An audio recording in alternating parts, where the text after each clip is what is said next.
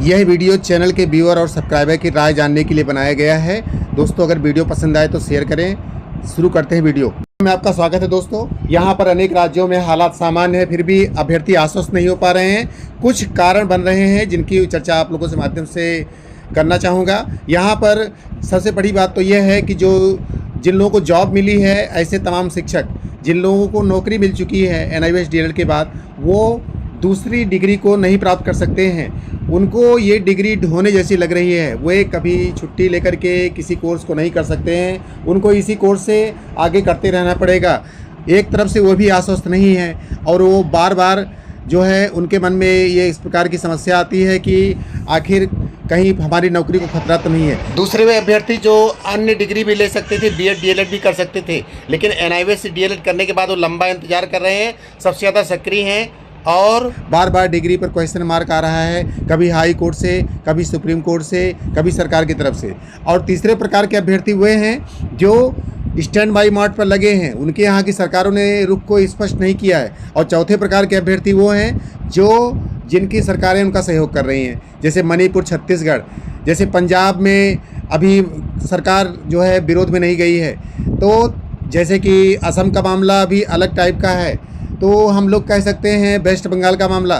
कई प्रकार से हर राज्यों की सिचुएशन अलग अलग है। उत्तर प्रदेश की सरकार ने तो UP टेट ही नहीं देने दिया है। तो इस प्रकार से समस्या बनती है, तमाम प्रकार की बातें कही जा रही हैं। लेकिन यहाँ पर बात यह है कि आखिर इस प्रकार से NIOS DLED करने के बाद अभ्यर्थी क्या करें। यहाँ पर सीधी सी बात है, यदि कोई समस्या आती है तो न्यायपालिका उसका एकमात्र विकल्प होता है। जहाँ पर सरकार न सुने वहाँ पर, लेकिन जहाँ पर सरकार साथ दे रही वहाँ पर न्यायपालिका के साथ कैसे जाएं।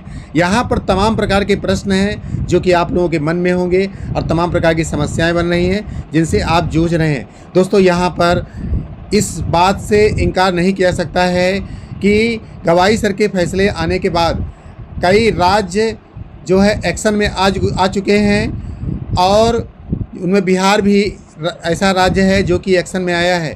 यहाँ पर अनेक राज्य हैं जिन्होंने स्वीकार किया है कि हम NIOS DLED को जॉब देंगे और जॉब मिली भी है।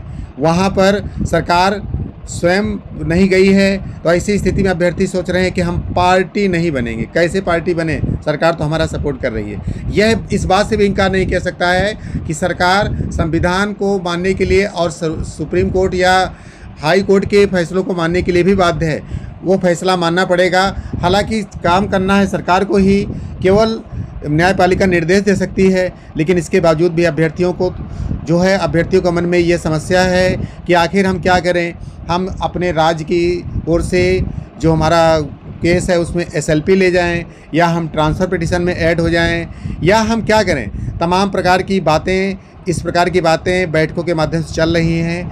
हर राज्य अलग अलग बैठक कर रहे हैं। हालांकि ट्रांसफ़र पिटीशन की जो टीम है उसका कहना है कि आप हमारे साथ जुड़ें, लेकिन यहाँ पर अनेक अभ्यर्थी ऐसे हैं अनेक राज्यों के जो कि इस ऊहापोह की स्थिति में हैं कि जुड़ा कैसे जाए। दोस्तों बात बहुत स्पष्ट है, लड़ना तो पड़ेगा ही। आप चाहे SLP लेकर जाएंगे, चाहे ट्रांसफ़र पिटीशन में ऐड होंगे, चाहे रिव्यू केस में जाएंगे, हर परिस्थिति में आपको लड़ना पड़ेगा। क्योंकि सुप्रीम कोर्ट का फैसला आने के बाद और कोई कोर्ट नहीं होती है जहां पर उस फैसले को चुनौती दे सके। अगर सुप्रीम कोर्ट को चुनौती दी जानी है, सुप्रीम कोर्ट के फैसले को सुप्रीम कोर्ट में ही चुनौती दी जा सकती है। रिव्यू पिटीशन दाखिल हो चुका है।